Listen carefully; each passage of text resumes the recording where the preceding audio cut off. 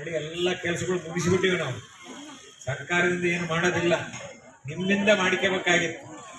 ಒಂದೊಂದು ಮನೆಗೆ 4,000 3,000 ಖರ್ಚು ಮಾಡಿ ಇಂಥ ಪೈಪ್ಗಳು ತರಿಸಿ ಆ ಚಂಬರಿ ಕನೆಕ್ಷನ್ ಕೊಟ್ಬಿಟ್ರೆ ಮುಗಿದೋದು, ಚಾಲು ಆಗಿರ್ತಿತ್ತು. ನೀವು ಯಾರು ನಿಮ್ಮ ಮನೆ ಮಾಡಿಲ್ಲ, ನೀವು ಮಾಡ್ಕೊಂಡಿಲ್ಲ.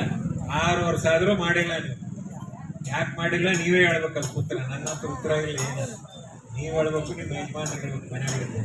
ಈಗ ಮಾಡಿಲ್ಲ ಅಂತೇಳಿ ಮತ್ತೆ ಚೀಫ್ ಮಿನಿಸ್ಟರ್ ಹತ್ರ ಹೇಳಿ NGT ಯೋಜನೆಯಲ್ಲಿ ಮತ್ತೆ 20 ಕೋಟಿ ರೂಪಾಯಿ ಹಣ ಬಿಡುಗಡೆ ಮಾಡಿಸಿ 31 ವಾರ್ಡಿಗೆ.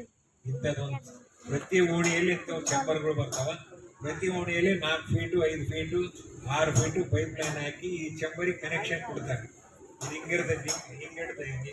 10 ತಿಂಗಳ ಕೆಲಸ ಮುಗಿಸ್ಬೇಕಂತೆ ಟೆಂಡರ್ ಕರೆದು ಗುತ್ತೇದಾರ ನೇಮಕ ಮಾಡಿ ಒಂದು ಬುದ್ಧಿ ಪೂಜೆ ಮಾಡಿ ಕೆಲಸ ಪ್ರಾರಂಭ ಆಗಬೇಕು.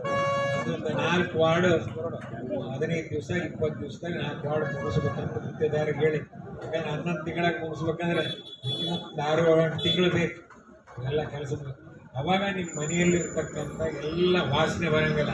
ನಮ್ಮ ಸೀದ ಚರಂಡಿಗೆ ಹೋಗ್ತೀವಿ, ಪೈಪ್ ಲೈನ್ ಮುಖಾಂತರ ಊರು ಹೊರಗೆ ಹೋಗ್ತದೆ. ಇದು ಇವತ್ತು ಬುದ್ಧಿ ಪೂಜೆ ಮಾಡ್ತಕ್ಕಂಥ ಕೆಲಸ. ಇದು ನಿಮ್ಮ ಓಣಿ ಸುಗಲ್ಪೇಟೆ 3 ವಾರ್ಡು, ಇಲ್ಲಿ 3 ವಾರ್ಡ್ ಇವತ್ತು ಚಾಲು ಮಾಡಿ ಈ ವಾರ 15 ದಿವಸದಾಗ ಈಗ 4 ವಾರ್ಡ್ಗಳು ಕೆಲಸ ಮುಗಿಸ್ಬೋದು. ಮತ್ತೆ 4 ವಾರ್ಡ್ಗಳು ಕೆಲಸ ಪ್ರಾರಂಭ ಮಾಡಿ ಒಂದು 5-6 ತಿಂಗಳಲ್ಲಿ ಸಿಂಧನೂರು ನಾಗರಿಕರ ಒಳಚರಂಡಿ ವ್ಯವಸ್ಥೆ ಸಮಸ್ಯೆ ಬಗೆಹರಿಸ್ತೇವೆ. ನಂಬರ್ 1. ಎರಡನೇದು ಕುಡಿಯ ನೀರು. ಪ್ರತಿನಿತ್ಯ ನೀರು ಬೇಕು.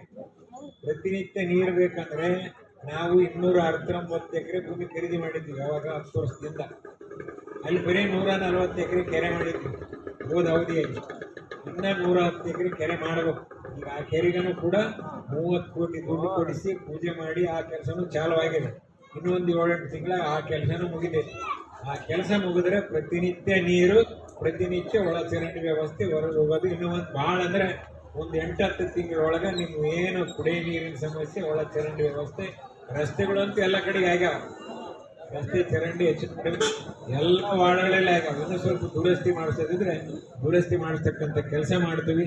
ಈಗ ಏನಂದ್ರೆ ಚರಂಡಿ ಕ್ಲೀನ್ ಮಾಡೋದು, ಲೈಟ್ ಹಾಕೋದು ನಗರಸಭೆಯವ್ರು ಮಾಡಬೇಕು. ಅದನ್ನು ಸ್ವಚ್ಛವಾಗಿ ಮಾಡೋದ್ರ ಸಲುವಾಗಿ ಏನು ಬೇಕು ಇನ್ನೊಂದು